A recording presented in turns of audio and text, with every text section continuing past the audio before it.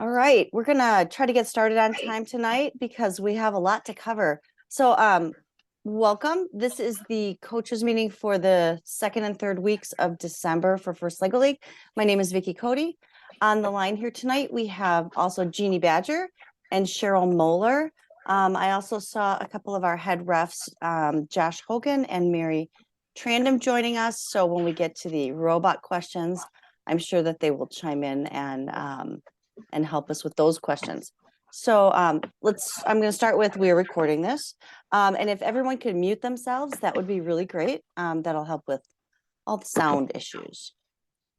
All right, so we have a lot of events to cover, but I'd like to start with thanking our sponsors. So without our sponsors, we actually couldn't bring you these events. Our events would cost probably 2/3 more. And so these are some of the sponsors that help us accomplish our mission and help us bring these events and these programs to Minnesota. So we thank them very much for everything that they do. And if you work for one of these companies, thank them for us. We're very grateful. All right, these are all the events that we are covering tonight. So it is this coming weekend. We are at Holy Family for Saturday and Sunday. And then also on Saturday, we will be in Byron at Byron Middle School and up in Hermantown on Saturday as well. One thing I will note for Hermantown, they will not be having concessions there. And I'll cover that in a minute, but there's absolutely no food in the gym. They have a very strict no food policy on their gym floors. So please respect that if you're heading up to Hermantown this weekend, or if you're up there and you're going to that event. And then next weekend, Friday the 15th, we will be at first time ever in Bemidji, and we're very excited. We're going to be at the Sanford Center, and that is a conference center. And so if you are going to that event, we will be in the Lakeview Ballroom. I have a special schedule for them, and I'll go over that later. A notable item, if you're going to the Sanford Center, because it is a conference center, they don't allow outside food or beverages. I'm going to cover all the concessions issues, or not issues, but special things with the Sanford Center soon. And Vicky, then, yes, can I interrupt you? yes. Maybe John will want to speak. John says that has changed. Hermantown is having concessions. Oh, awesome. Yeah, it'll be concessions, our FRC team Oh, okay. will handle that, and it'll be just snacks, food, pop, the water. Okay, John. I will change the website on that then. Thanks for letting me know. Okay, and then at Discovery Middle School, we will be there on Saturday the 16th. So these are the last of our December events this year. So busy couple of weekends, and we're pretty excited about it. All right, so I'm gonna hit concessions. So don't pay attention to where it says, oops, no concessions at Hermantown, because we will have them. So at the Bemidji event, they are doing, because we have a shifted schedule, and because it's a conference center, our organizers there have organized meal orders. So while concessions will be available all day, if you want to pre-order your meal, you can do that. And What we made right now. My thought. oh, can everybody mute themselves, please? Sorry. It's okay. So at the Bemidji, what was I saying? At the Bemidji event, there is a lunch order or a meal order that's due in 2 days. So if you are going to that event, please make sure you go to the Bemidji page, your tournament page. There's a link to a form, and they need you to sign up for those meals in the next couple days. And I will send out a reminder tomorrow to those Bemidji teams at all of our events. So there will be, apparently, except for the Bemidji, I'm sorry, except for Hermantown. No, John just said that. All of our events will have snacks items because the kids aren't there all day. So I'm not sure how extensive the lunch items will be at all of our events. But there will be something there to buy. We will also be having we'll be selling our t-shirts. This is our t-shirt this year. It was designed by an FLL alum who then went on to do FTC, and now she's graduated from college and she is doing graphic design. She's designed this t-shirt for us and it's very cute. It's become a hot item last weekend. So so these will be for sale and they're $15. This right here is the pin that we designed for the lapel pin that we designed for the season. We will have these for sale for the students also. And we will also come with some of the other things that we have Lego erasers, color changing pencils, things like that. But we will be selling some merchandise as well. All right. I know every time we have a coach meeting, I talk to you guys about required forms. You need to fill out your demographic survey. If you're competing this weekend, it's actually was due today. If you're competing next weekend, it's due next Monday. But the sooner you can get those done, the better, because we use that demographic survey for a lot of things. It is what our vendor or what our sponsors are asking us for. We need to get that information so that they know, we can tell them, you know, who we're serving with the money that they're giving us. Also on that form, it tells us how many kids are on your team, so we know how many medals to bring. And it also, on the bottom of that form, there is a question about where to ship your trophies. If you win a trophy, we want to make sure that we're shipping it to a correct address. Sometimes during registration, a purchasing agent or someone might put in a school address, and maybe you don't want your trophy shipped to a school address. You want it shipped to your home address, so make sure that you get it. So make sure you fill out those forms and get that form done at the very latest the Monday before your event. And if you're competing this weekend and if you haven't filled it out, certainly by tomorrow morning, I think you'll be hearing from Bruce, because we need to pack all the medals and everything that we're going to give you. The other thing that we need you to do, if you have not done yet, is make sure that you have done your first consent and release. We need one signed consent for the coaches and each participant. So there are directions on how to do this on our required forms page. But once you get signatures, if you do it online on the first dashboard, you'll be able to generate a roster from the dashboard that can be printed out, and you can bring that. Or on our required form page, we also have a PDF, and you can have your parents sign paper forms. And when you come to your event, you can give me either the roster or paper forms, or a combination of both. If you have some on the roster and some paper forms, it doesn't matter to me. Just make sure that you get those forms signed. As people are completing their demographic survey online, on our tournament schedule page, there is a roster of all the teams that are populated, and we're putting little X marks if we've received those. So if you're not sure if you've done it, you can check. If you go to the tournament schedule page, there's a red link right there. You can check and see if you've already done it. All right. All right, so big weekend this weekend. We have a lot of events. So what we would like you to bring, we would like you to bring your loose pieces for the practice tables and the pits. You don't have to bring your mat.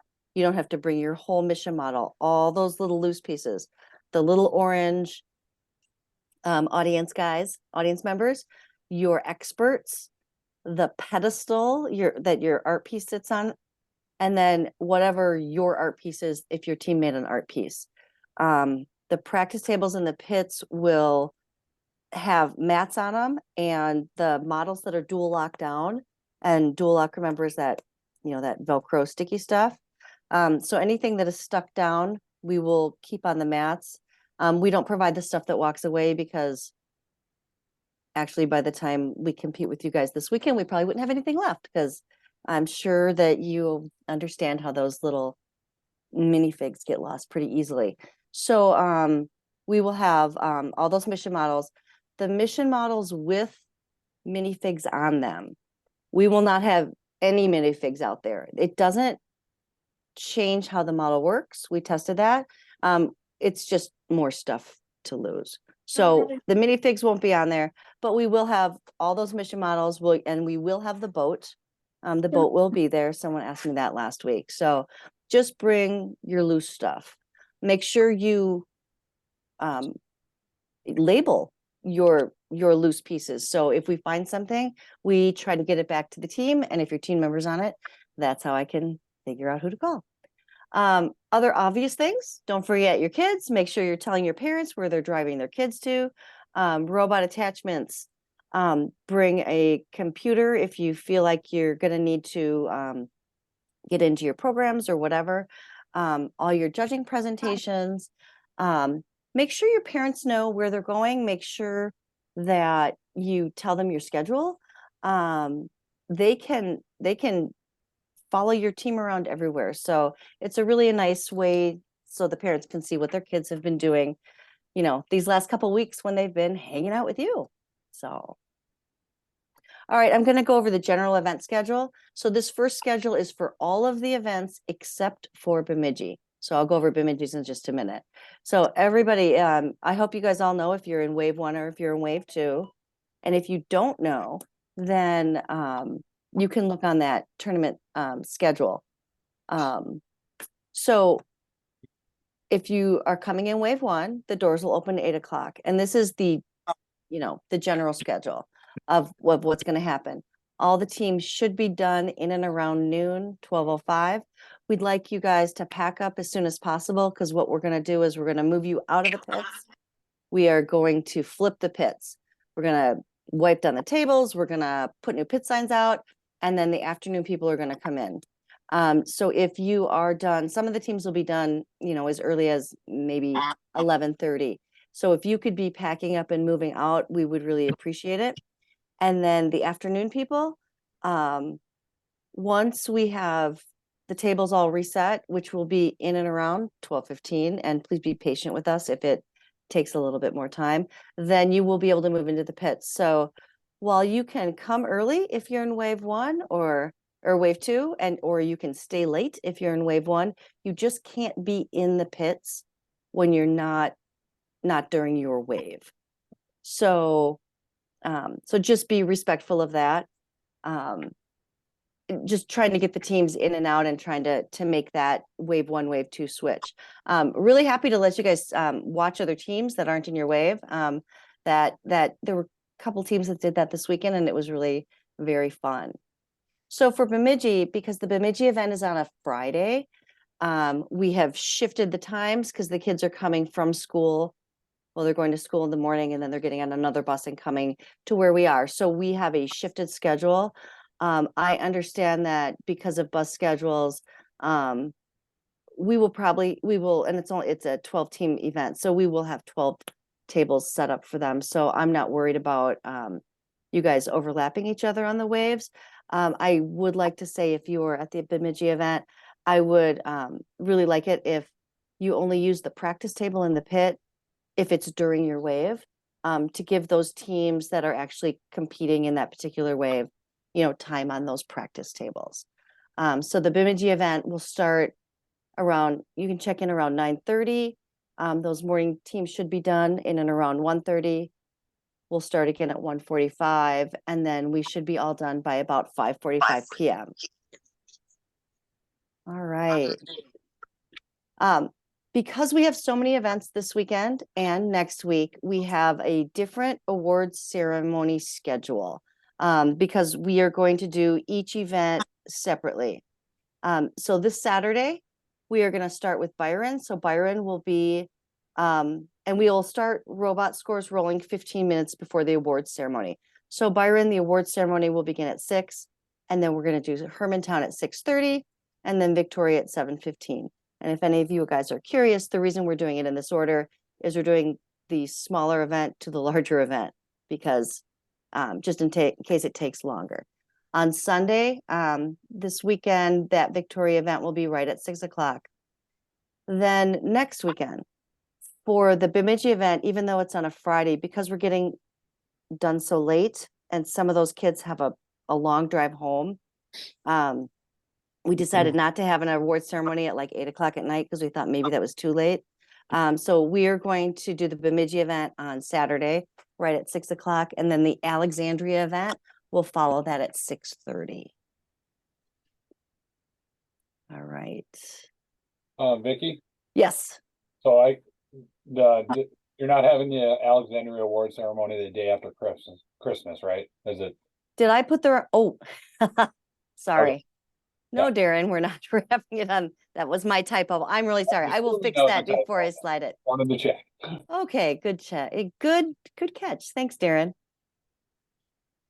Hey, Unless- Vicky, Yes. I have a question in regards to what to expect for the award ceremony. Okay. We're in wave 2 at Byron, and I'm Mhm. just curious if we should stick around for the award ceremony. Is it just this link on the bottom and people just typically stream it with their teams? Can So- you talk a little bit about what to expect there? Yep. So the award ceremony is completely virtual. So there won't be anything at Byron. If you're at the Byron event. So we, because we have the 2 waves, we're not asking obviously the morning people to come back.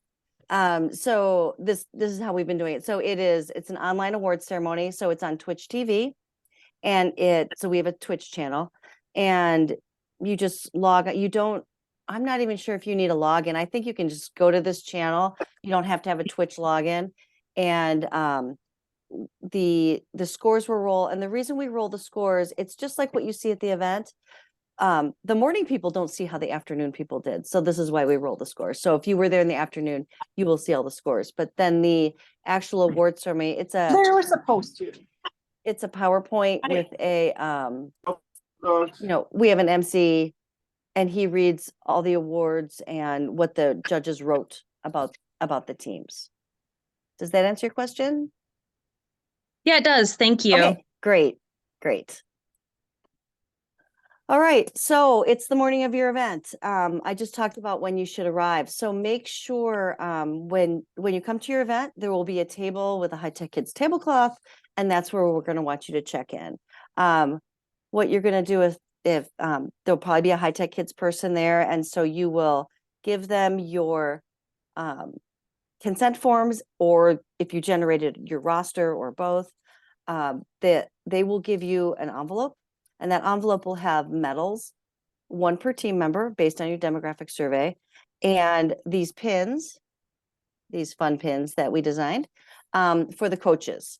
And that's our gift to you for coaching, because we know how hard it is to coach. And we know how much time it takes. And we just really appreciate everything that you guys do. And so that's our little token of appreciation. And then we'll give you directions on where you're going, where the pits are, where the robots will run, where judging is, kind of the lay of the land of that event.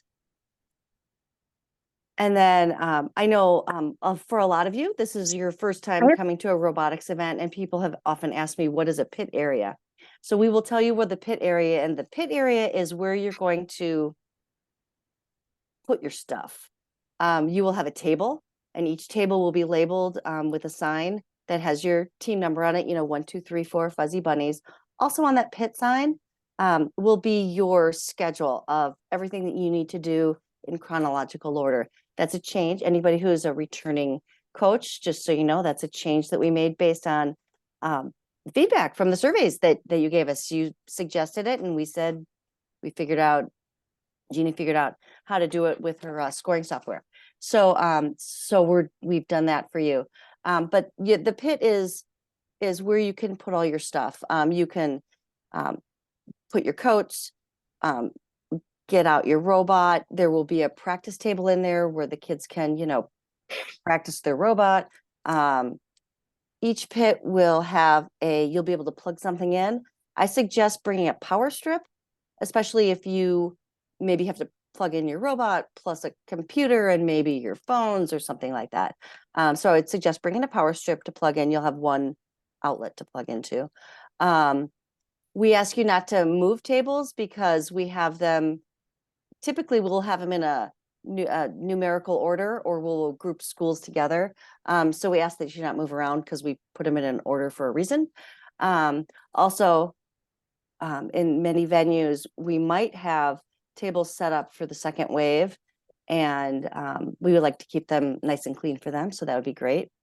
One thing I would like to point out is when you're using the practice tables in the pits, please try to keep it to 5 minutes, and don't bring your robot over there and your computer and try to reprogram something while other people are waiting to use those practice tables. Please keep it to 5 minutes, especially if someone is waiting. We had some clogging of the tables this weekend, and so I just like to remind people they're there for everyone to share. We also ask that you please don't bring your wooden Lego table. We don't have room for those. Also, not to bring your mats and your own mission models and put them on the floor by your pits. Most of our spaces are not big enough for that. It causes a tripping hazard. So please don't bring your whole challenge set. So when you're at the competition, if you have a question, we will have head referees there. So if you have a robot question, certainly find the head referee, and you can ask that person. We will have head judges. So if you have a judging question, when in doubt, if you can't find either of those people, find a High Tech Kids staff person. We wear purple, and we're usually running around, and so you can stop us and ask us any question that you have. So we haven't posted the schedules for December 16 and 15 yet, but this weekend's schedules are all posted, and you probably noticed that you are in a judging group called Lakes, Woods, Prairie, or Marsh. So we divide the teams into groups of 12, and everyone in that group of 12. So if you're in the Lakes judging group, you're going to be judged by the Lakes judges. Woods has their own set, Prairie has their own set. Teams are competing essentially only against the teams in their group. So for instance, if you were going to Victoria on Saturday, you say, oh, there's like 48 or 6 teams there. And, oh, there's only 12 teams in Bemidji. You're not competing against 48 teams. You're only competing against the 11 other teams in your judging group. So it's your actual competition would be the same size as a smaller event. So just so that you guys understand that. The other thing to remember is for each item on your schedule, so you'll have your judging sessions and your robot rounds. Please try to check in to the check-in for either judging or robot performance, whichever you're going to, about 5 minutes ahead of time, so that we can make sure and stay on schedule. With our wave schedule, it's really important for us to stay on schedule, because otherwise we'll push those afternoon people pretty late, and we don't want to do that. Okay, so I know people often have questions about judging, and I just want to reiterate that I know that First has out there on their website that it's a 30-minute judging session, and then you'll notice they have a little asterisk. It says, except some places, or it says something like that. So we are one of those exceptions.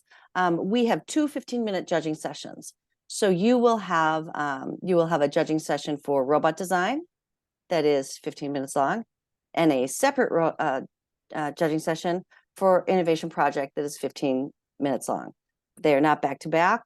There's time in between.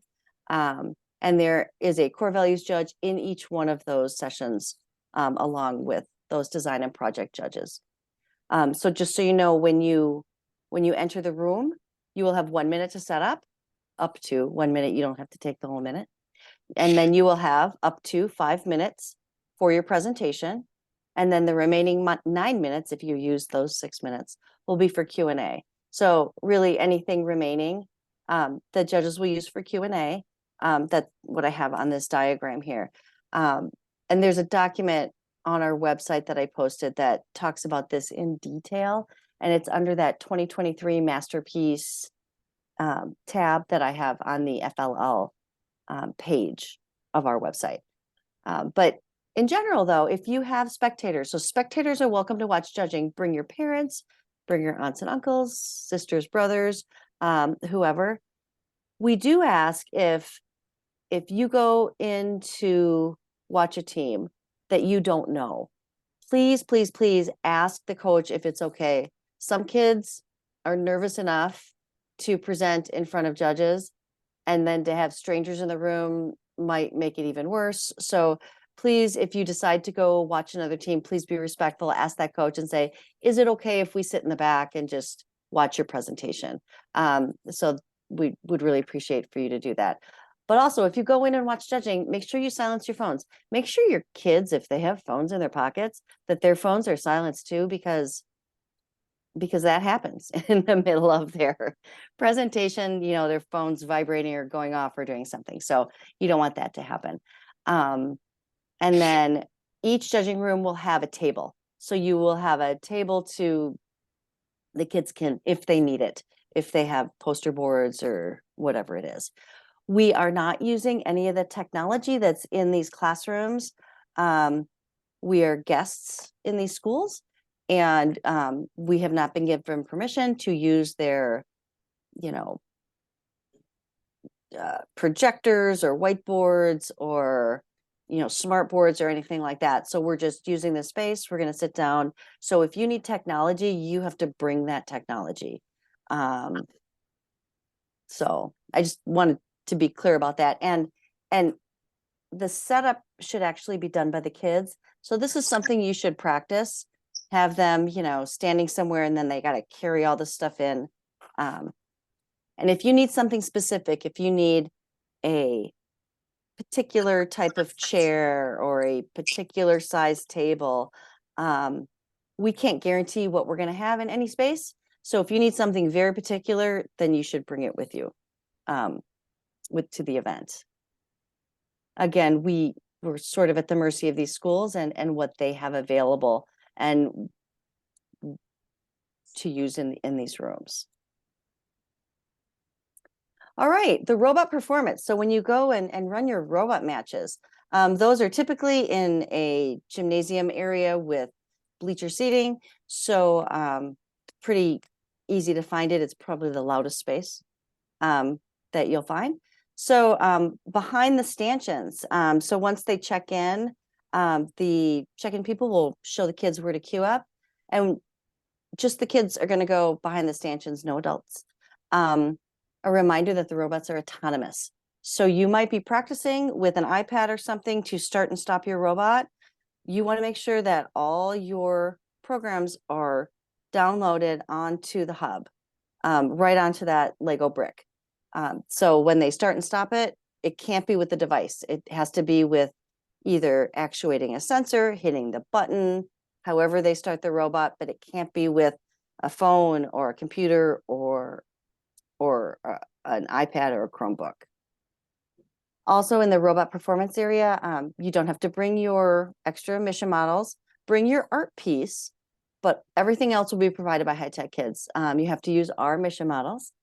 And then our referees score with tablets. And so they're going to go through this tablet scoring with the kids. It's a yes, no, how many people, how many minifigs, whatever. Yes, no, yes, no, yes, no. And they'll go over that with the kids. And once the kids agree, they'll hit submit. Because it's on a tablet, it's going to hit the scoreboard right away.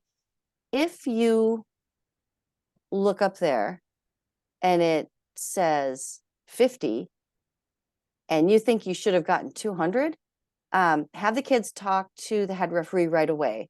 If they think there's some discrepancy, accidents happen with the tablets.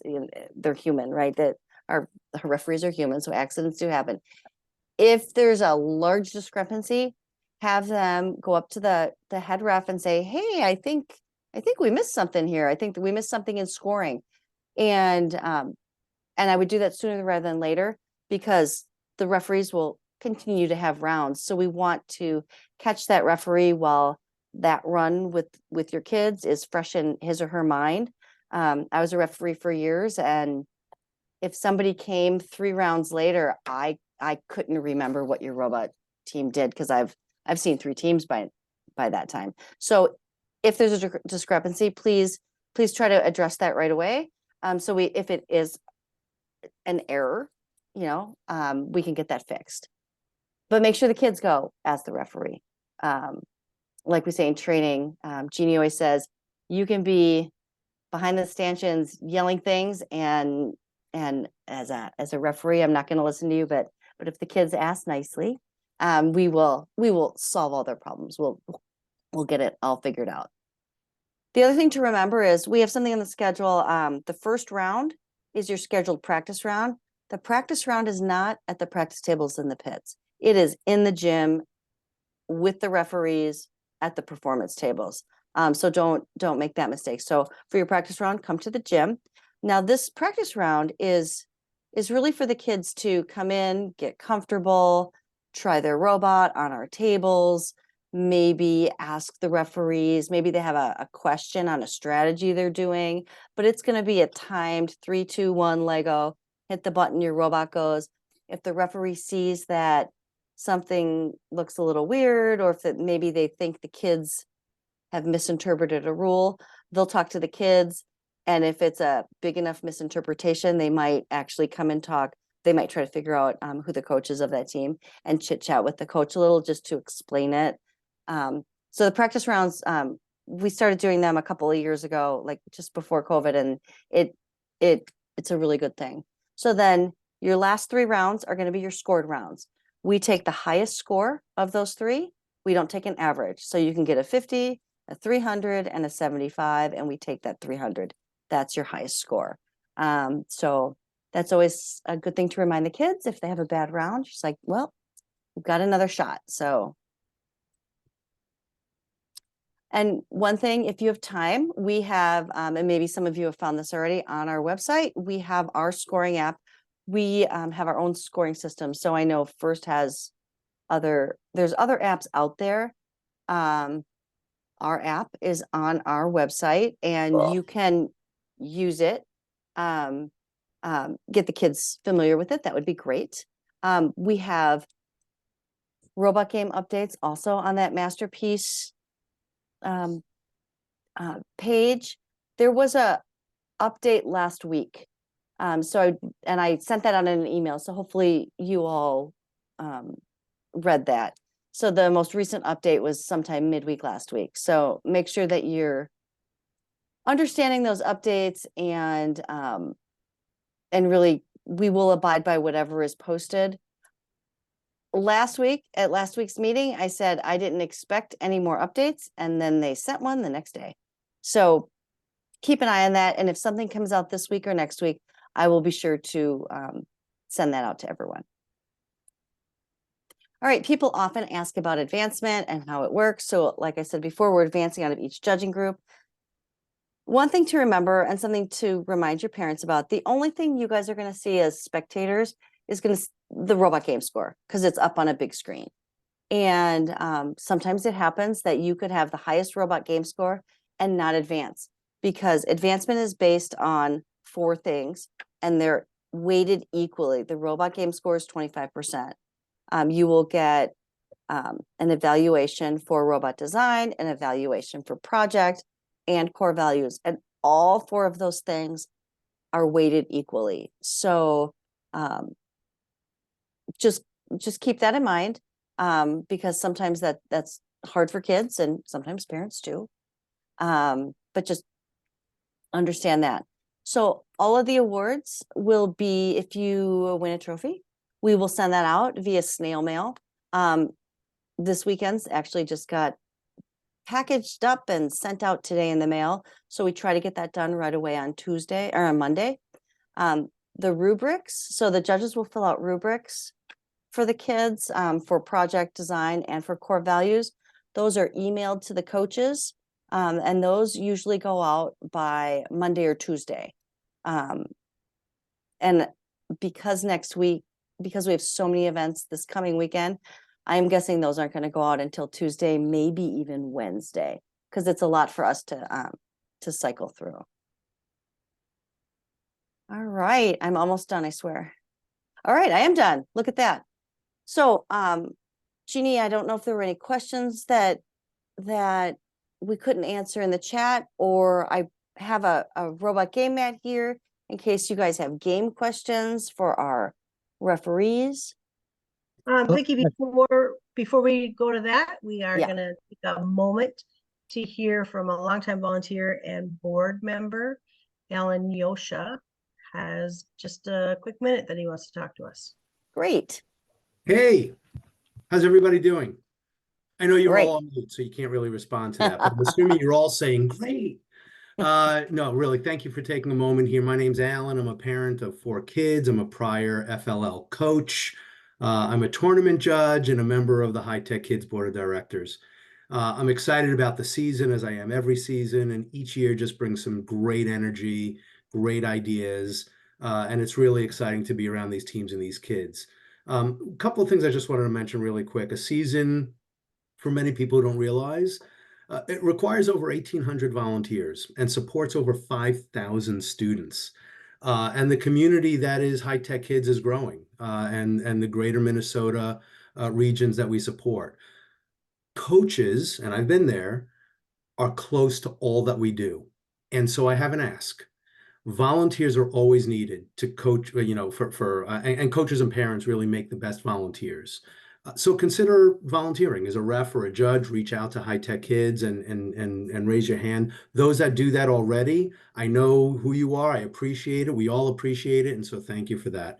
The other thing is sponsors. Vicky showed a slide earlier, and as a nonprofit, over 70% of our revenue is from donors. So if your organization is represented, thank you for that, of course. But if not, and you would like to participate as a sponsor, maybe you're a small business owner, maybe you're from a region of Minnesota that doesn't seem to have the same representation, or you're looking to draw these STEM programs into your area, reach out. Let's have that conversation. Would love to do that. And the third thing is, from an ask perspective, is to speak to your teams, right?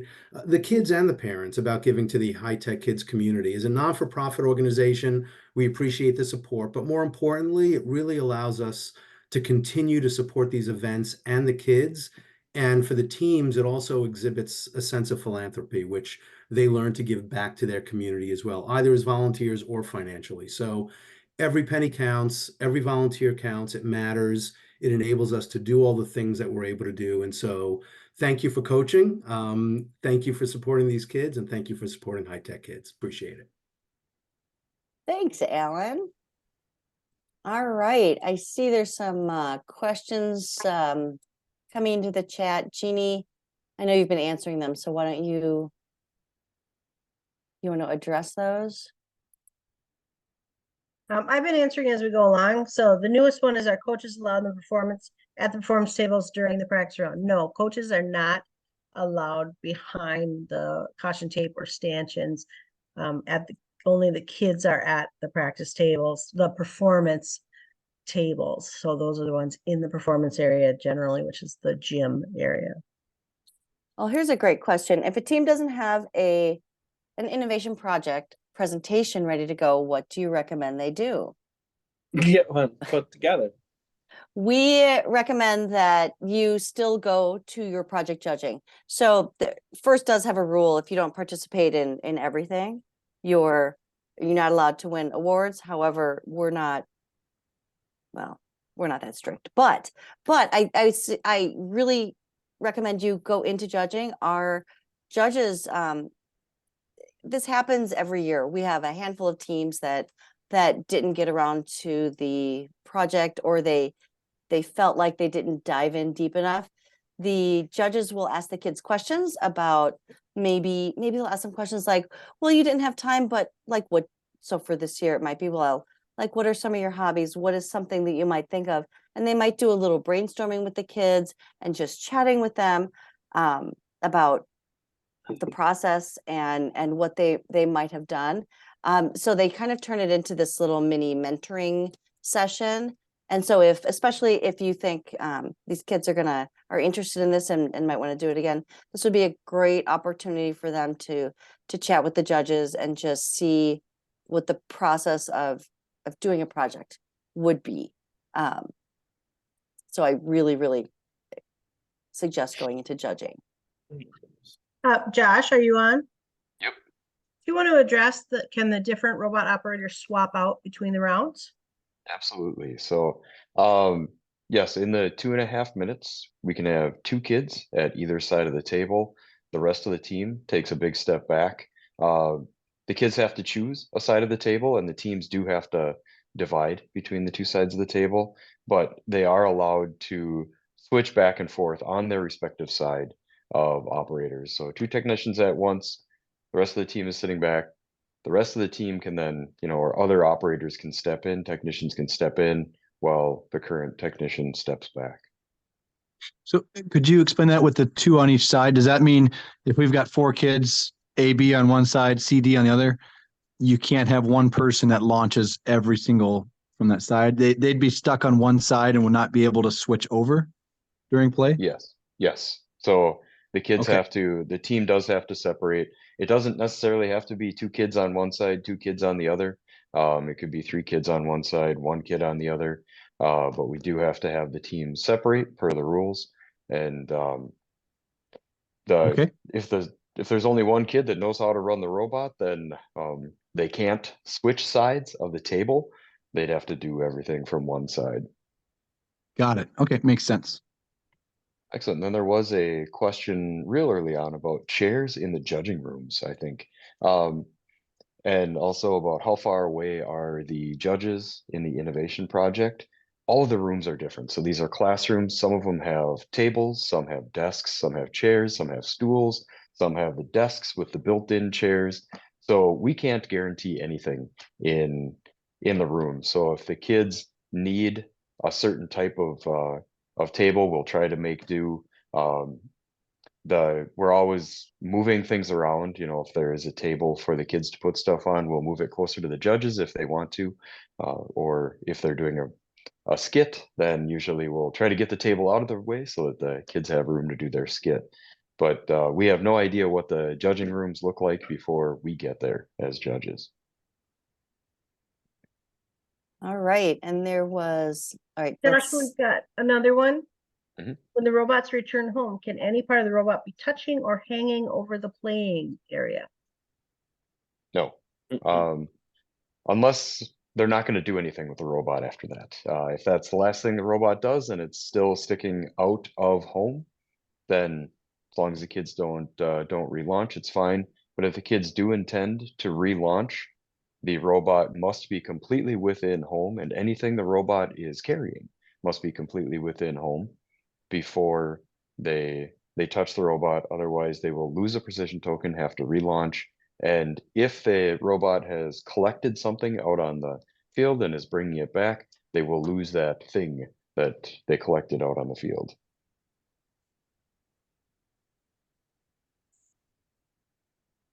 all right, and then we had a question. Yeah, so it looks like If there are a we couple are questions. integrating, if we're integrating technology into our innovation project, how strong will our internet connections be? It is school internet, so your guess is as good as ours. I I guess I don't- would, if you have to go out and get Wi-Fi, or if you're showing something, for instance, YouTube. A lot of schools don't allow YouTube. So if you are showing a video, maybe you should have that downloaded on a computer instead of going out to get it. There are a lot of sites and a lot of places, things that schools don't allow. So if it's something that you think is, like, some of them don't even allow Facebook. So if it's questionable, I would download it directly onto your computer. Let's see. Then there was a question, if a team has 8 kids, can they have 4 kids in one 2.5-minute round and then 4 kids in another 2.5-minute round? Absolutely. All 8 kids are welcome out in the performance area for all of the rounds. If there are only 4 kids that work with the robot, they can be the technicians at the table and they can swap during that round, or you can just have 4 kids that run the robot for round 1, 4 kids that run the robot for round 2, and then whatever you want to do for round 3. And the practice round 2. Make sure all the kids are out during the practice round so they can get a feel for what is a performance run like, what is a performance area like, and answer or ask any questions from the refs. And at any time, if the kids have questions or you have questions, come and find a ref or a judge and ask. Here's one for you, Josh. If a robot gets stuck in the middle of the table, can any kid pick it up? Yes, they can. And if they cannot reach it, they can ask the ref to grab it and hand it to whichever side of the table they would like it to go to. So All right. make sure to discuss with the team that if the robot starts on the left side, which is the red side, and gets stuck, but it's supposed to go to the blue side, make sure that the kids from the blue side grab the robot or ask the ref to grab the robot and put it on the blue side. Are We'd rather- the kids limited to only the short side, or can they stand, like if you're in the corner by the home, can you also be standing and place your body for lining up the robot from the long edge of the table? Yes. Oh. Yep. Yeah, they can. Okay. Thank you. And then it says, between launches, can you move the robot between launch areas? Nope. Nope. No, you can't hand the robot back and forth between launch areas. So there are only two ways the robot can get to the other launch area. And that is if the robot drives over there autonomously, or if the robot goes out, gets stuck, and has to be rescued and brought to that other launch area. All right. Must the robot leave the launch area entirely before completing a mission? If so, can it leave, then re-enter the launch area and complete a mission from there? So the robot can complete missions from anywhere. It can be in the launch area, it can be in home, it can be completely out on the field.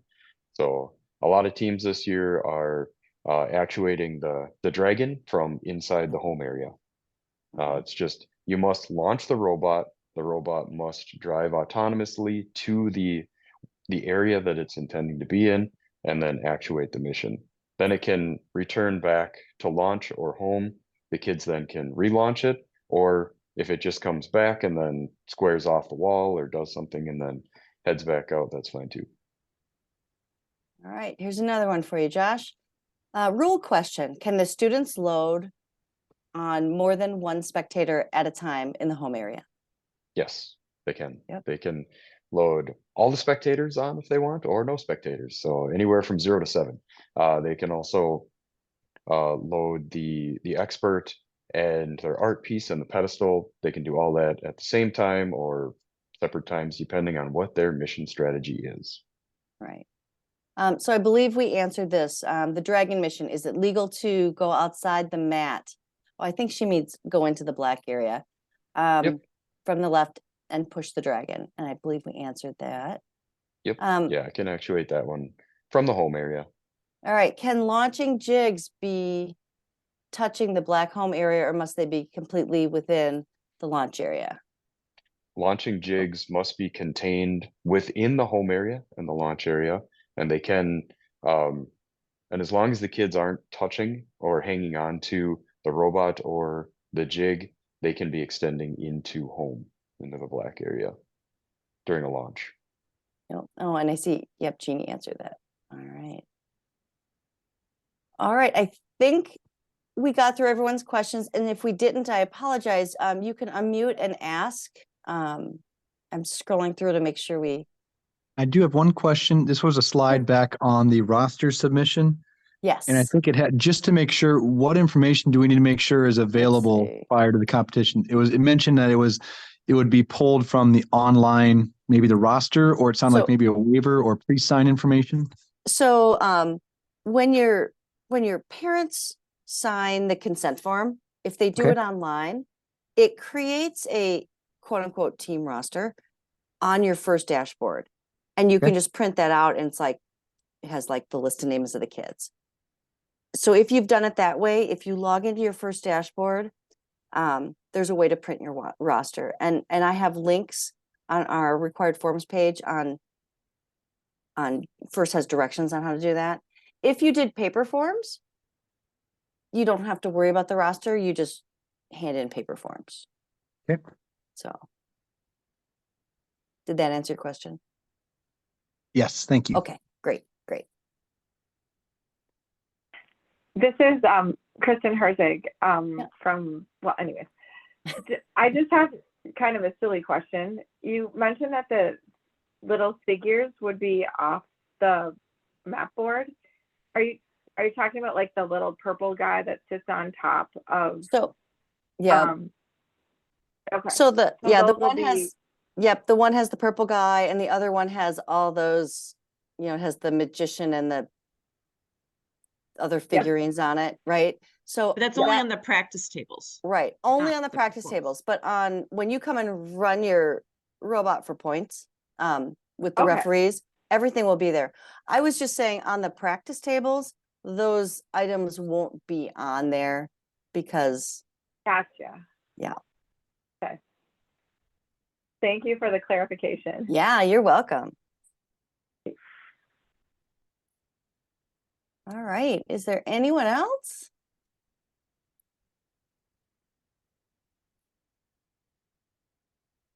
I have a quick question. Yes. My team originally thought we would do a video and then we realized the internet might not be reliable. So we're doing a skit. Okay. And we also have like a bifold that has some artifacts on it. Is that too much to be trying to present for the innovation project? You know what, as long as as long as your actual presentation is 5 minutes or less, you can pretty much bring in, whatever you want, as long as you can, and remember, you're gonna need to be able to set everything up in a minute. So Right. as long as it's fairly easy, to set up, and depending on what venue you're at, as hopefully it's portable, because you're Yeah. gonna have to carry it from Right.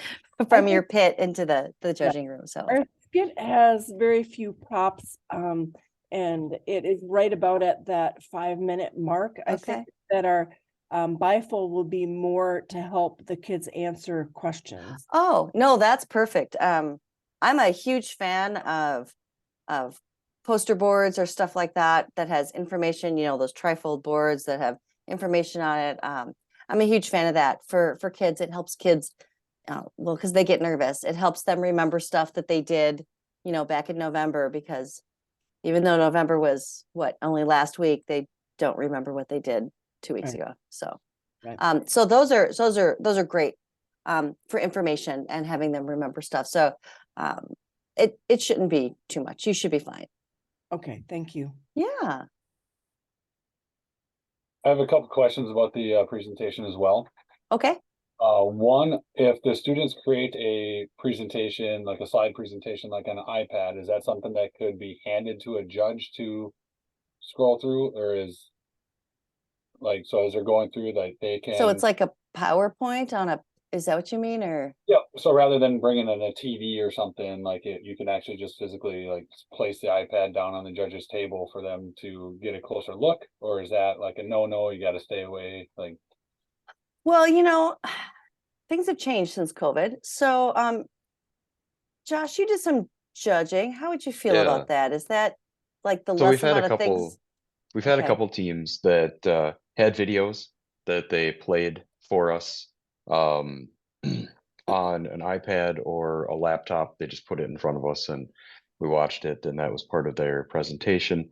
Some of the teams have had supplementary materials, whether it's a trifold board or pamphlets or entire notebooks, with more information in it that they reference during their presentation or during questioning. So if it's something that they want to use in their presentation, probably have the kids hold it or have it in a holder so that it can sit in front of the judges on a table. And if it's something that just has information, like it has pictures of the robot or pictures of the stuff that they did for during questioning, then the kids can handle that and scroll through it with the judges. But they're welcome to bring whatever they need for the project or the design judging. Remember to have them practice to try to stay under or right around that 5-minute mark. But we've had teams bring in 3 or 4 trifold boards and laptops and all sorts of stuff. awesome, thank you. Another question, or actually a couple more questions in the presentation element.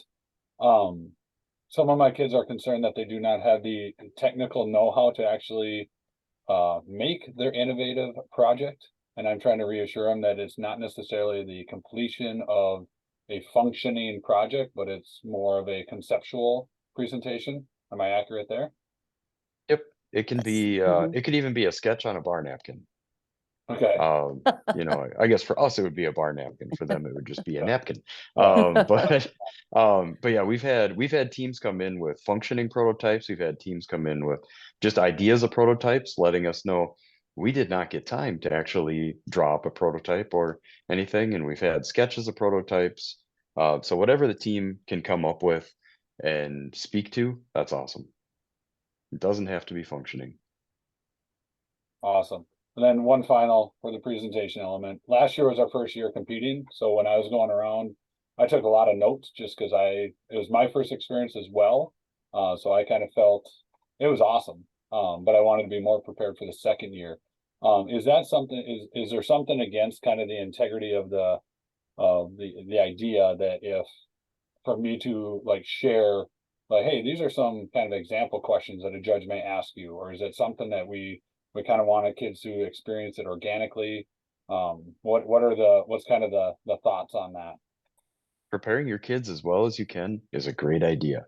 So if you have wrote down questions that the judges asked last year, definitely get that in front of the kids so that they have an idea of what the judges last year asked. The rubrics are available online, so definitely pull those off and go through those with the kids, because that's the stuff the judges are looking for. That's what the kids actually get judged on and scored per. So you're more than welcome to do that. Awesome. I appreciate it. And then one last one and I'll let anybody else, sorry. In the current season, has there been any like glaring, like, hey, everybody's kind of having this issue or everybody's having this confusion with this particular, mission or interpretation of a rule? Is there anything that's been standing out so far that we could all avoid confusion and chaos on, or is it been going pretty smoothly so far? Been going pretty smoothly so far. There have been a lot of questions about the experts. In some teams have not been practicing with them on the board, so they program their robot to drive straight through an expert, and we're encouraging teams to go around the experts or to gently have the robot gently move the expert out of the way. If they're maliciously breaking the experts, the robot very quickly drives over the expert and it breaks, then we have a discussion with the team that things after that won't necessarily score. If the robot is transporting the expert and it breaks, the kids can put it back together, but they need to make sure that they put the expert in the standing orientation, because we do have some teams that it's part of their strategy to get the expert, take it off from the base, and then have it in the seated position on the base, which makes it more robust, less likely to break, but that is modifying a mission model to make it easier to score, and that is against the rules. So the kids are more than welcome to put the expert back together on the base, but it has to be in the standing orientation. There have been a lot of questions about the pedestal. Can you attach things to the pedestal? Yes, you can. Just remember that if you are intending to deliver the pedestal with the art piece on it, that the art piece can only be touching the pedestal. It cannot be touching anything else. And remember that the pedestal cannot be touching any team equipment. So anything the kids bring to the mat or to the performance round, the pedestal cannot be touching any of that stuff, but it can be touching mission models. Right. Anybody else? Well, thank you. This has been Yeah. really helpful, hearing the more detailed review of this. That's helped a lot. Oh, great. I'm glad. I did have one question that comes up. Great. Yep. What is the stance on the strategy for the robot game, including leaving a piece of equipment that the kids brought, like Lego built equipment, on the mat, like not attached to anything, but it's left on the mat. Well, that's perfectly fine. If it's a jig, like a launching jig, that can stay in launch and home while the robot's out doing stuff.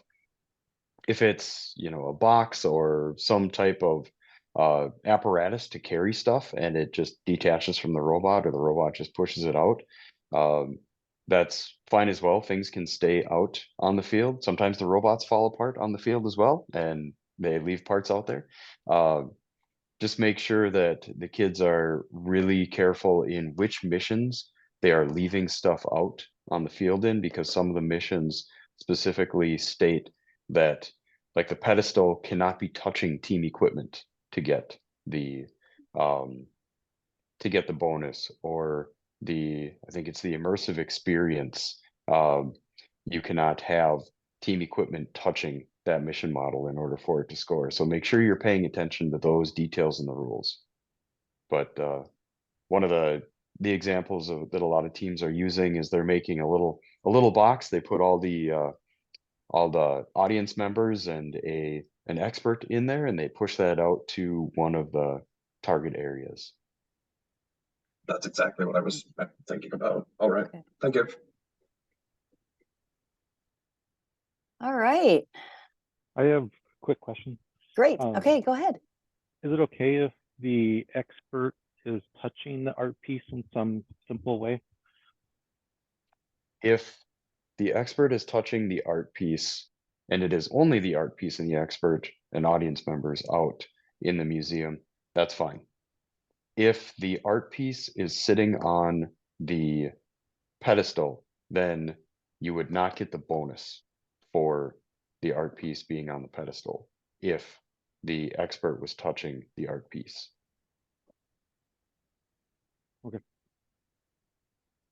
Can you say that one more time?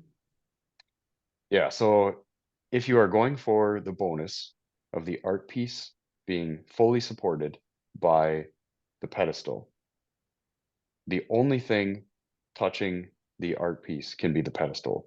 So the pedestal, or the Got it. if any of the audience members or the expert or a piece of equipment is touching the art piece, then you would not get the bonus. And if a piece of equipment is touching the pedestal, you would not get the bonus either.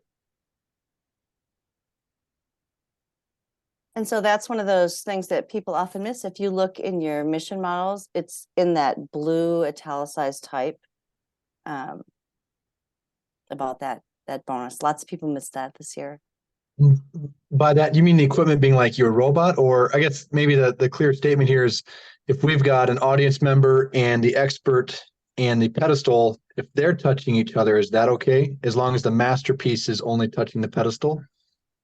Yes, that is correct. Okay. Okay. Equipment is anything that the team brings. So their robot, any attachments, stuff like that. Okay, perfect. Thank you.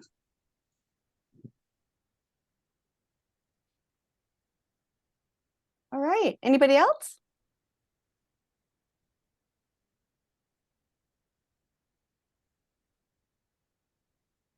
Okay, so looking forward to seeing lots of teams this weekend. I should have added up how many teams are competing this weekend, but I didn't.